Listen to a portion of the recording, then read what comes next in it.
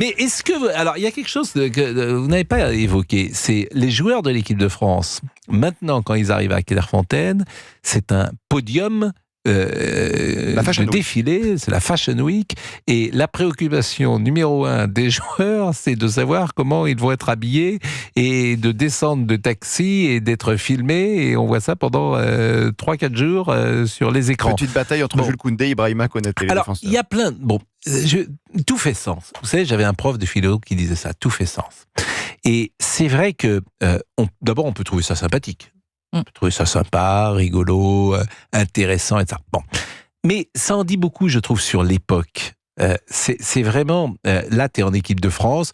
Il y a 30 ans, 40 ans, tu serais venu en survêtement avec ta parka au service de l'équipe de France. Maintenant, c'est le tout à l'ego. C'est le paraître avant tout. C'est le tout... Oui, et puis au-delà du paraître, avant, tu voulais paraître sur le terrain, et il y a un côté tout à l'ego. Donc, effectivement, j'arrive et je me mets en valeur, je me mets, je veux dire, en évidence. Bon, pourquoi pas d'ailleurs, c'est pas grave, sans doute. Mais ce qui est certain, c'est ça qui est intéressant dans nos sociétés, c'est que ça fait sens.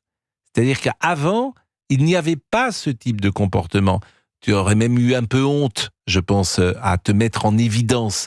Tu voulais sans doute te noyer dans un collectif, en tout cas quand tu étais en représentation pour un sportif. Sur le terrain, c'était autre chose. Alors, je ne sais pas comment les uns et les autres